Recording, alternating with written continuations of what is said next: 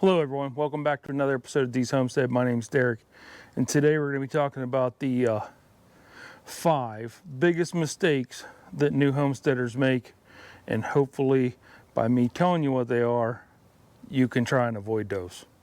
All right, come on, let's get going. Okay, hey, mistake number 5. And we're going to do these backwards. We're going to go from the least important to what I consider to be the most important. So I guess if you want to know what the most important one is, you'll have to stick around to the end of this video. So, all right, number 5, not learning from others. So homesteading is community-based. You want to learn from others. So you want to like attend workshops, join groups on Facebook and stuff like that. Join groups in your local community if you can find groups in your local community. Also, watch YouTube. Exactly what you're doing right now. You watch YouTube, you'll learn from other people's mistakes. If it's a channel that's not scared to show their mistakes. I show mine. I don't care. If it'll help somebody else learn and avoid that mistake, it was well worth sharing. So connect with others. And the advantages to doing this, creating a community and stuff like that, and joining a community, is you'll learn advice. You can share experiences between each other. So maybe Jim Bob, who you just met over here at this homesteading group, can tell you what he does different to his tomatoes to get his tomatoes to grow so much bigger than what you get. So then you can try that next year. So they're going to offer advice. They're going to share experiences. You can help avoid common mistakes. So those are all good things about joining a community-based group and learning from others. Okay, tip number 4, not investing in the right tools. Working on a homestead requires a lot of physical labor, so you really need the right tools. Hint, hint. Not saying you have to have a tractor to homestead. You don't. Depends on the size of your property and stuff like that. But when I was at my old property, I only had about 5 or 6 acres. You can see that small Kubota sitting over there underneath that shed. That's what I used to use for there. My first year here, I tried using that small Kubota to mow those great big fields outside there. It got it done, but that was way too much for that small Kubota. It took me roughly about a week and a half or so using that tractor. Using this one, it takes about a day and a half. So the right tool for the right job. Invest in quality tools, because when you get in quality tools, that helps you, because then you're not having to repurchase the same tools over and over again because something breaks. So invest in quality tools. Better to spend a little extra that first time than have to repurchase and repurchase and repurchase, and then you end up spending a lot more in the long run had you just bought the better tool the first time around. Another thing is learn how to use the tools properly. So it doesn't do you any good to have the most biggest, newest, whatever tool, and you have no clue how to use it. So learn how to use that tool so that you can actually get something out of the purchase. Like, don't spend a ton of money buying tools and then you don't know how to use them and they're just sitting there collecting dust. Like, learn how to use them so you can actually use them for what you spent the money for, and you can get something out of them. Not preparing for emergencies. So emergencies can happen anytime. I wasn't expecting this tree to fall down when it fell down, but it fell down. Would I really call that tree falling down a natural disaster? Probably not, but little story. I bought this property back in January of 2018. That's whenever I bought it. That's whenever I moved here. October 2nd, 2018, a tornado went through right here through this field, took out a bunch of trees up top up there, flipped over my one hunting stand down here, took out some trees literally right on the other side of me, right here by the power line, took out some trees right there. So you never know when a natural disaster is going to hit. These trees that it took out right here are literally only about 150 feet, 200 feet max from the house. So had that tornado shifted just a little bit this way, it would have been my house that was gone instead of just some trees. So be prepared for natural disasters because you never know when they're going to happen. You want to have backup plans. So backup plans just in case you lose power, in case of a natural disaster. You want to try and have some sort of a plan in place for water, food, heat. That's a big one right there, heat. What are you going to do if it's wintertime and the heat goes out? The power goes out. Have a backup plan in place. Communication, and then another big one is lights. It's nighttime, the power goes out, you have no power, so you have no lights. Do you have flashlights and stuff? Are they close to your bed? Are they close to wherever you're at?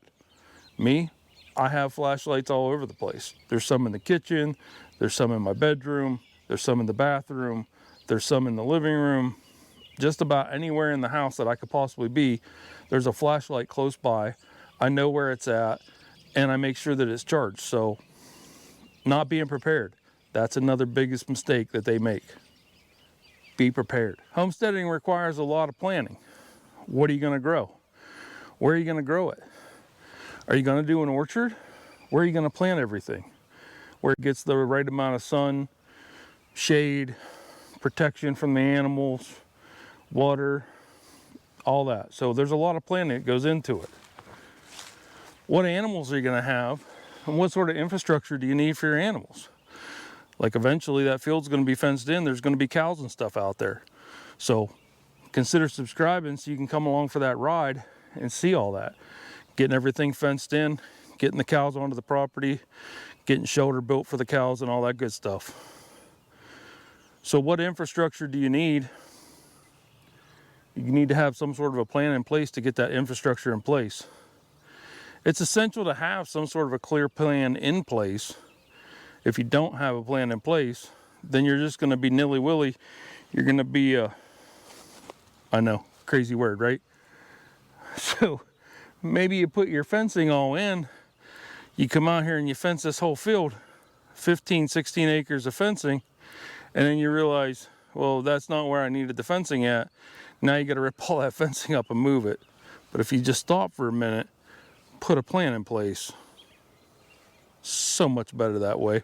So number 2 again, not having a plan in place. So don't make that mistake. Get yourself a plan. All right, now we're going to number 1. Okay, and the number 1 thing, number 1 biggest mistake the homesteaders make when they're starting a new homestead is, drum roll please. Do you have a guess? All right, I'll just tell you. It's taking on too much at once. So I want to get cows, I want to get pigs, I want to get goats, I want to get chickens, I want to get dogs, I want to put in a garden, I want to do a farmer's market, I want to do, that's way too much. Way too much for that first year. Don't do that. Start small and build up from there. Your first year, let me tell you a little story. My first year on this property. My garden was so big. I had 4 tomato plants in it. That was it. That's all I grew. The first year here, 4 tomato plants. Just like I told you a little while ago when we were over there by the equipment, by the tractors, that small Kubota, that's what I used to mow that field that first year. That was it. That's all I did. I mowed the fields.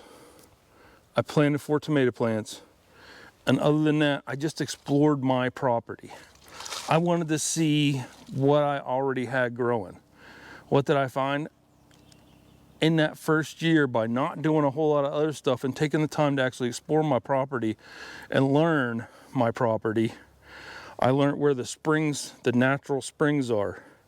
I learned what areas of my property stay wet, what areas are really dry. So a really dry area or a really, really wet area wouldn't be a good place to put a garden or something like that. You need to learn these kind of things. So you need that 4 seasons so you can see exactly what happens in different areas of your property so you know. Like orchard. I would have loved to have that first year that I was here put in a big orchard. But that wouldn't have been a smart move because I need to learn. Where does the sun come up? Where does the sun set? how does it affect it different seasons and stuff like that. So I picked my place for my orchard based off of the knowledge that I got off that first year of not really doing a whole lot. So that's one of your biggest things right there. Start small and then build from there. Don't try to do everything at once. All that does is lead to burnout and frustration. You'll get so frustrated because I want to get this done and I want to get that done and I want to get this done and I feel like I'm getting nowhere. Yeah, it's because you're trying to put too much on your plate at one time. Slow down, hit the brakes, back up just a wee little bit, you know, beep, beep, beep, like the truck backing up. Just back up, hold on, slow down a hair. You don't have to do everything that first year. So if you don't get your own crop of potatoes and you really wanted the canned potatoes, you can still can potatoes. Go to the store, buy potatoes when they're on sale, and then can them. There's nothing wrong with that. There's no shame in doing that. You can do that. Don't let people shame you and say, oh no, you have to do it all yourself. And I'm sure people will leave comments down below saying, oh no, you can't do that. You have to do it all yourself. There's no shame in going to the store and buying stuff if that's what you need to do this year. Go slow, because if you burn yourself out and you get all frustrated, then you'll want to just put the for sale sign out front and just walk away. But that's not what you want to do. So start small, build up slowly. That's the number one thing right there. All right, so in conclusion, number 5, learn from others. Number 4, have the right tools and learn how to use those tools. Number 3, prepare for emergencies. You never know when a natural disaster is going to happen.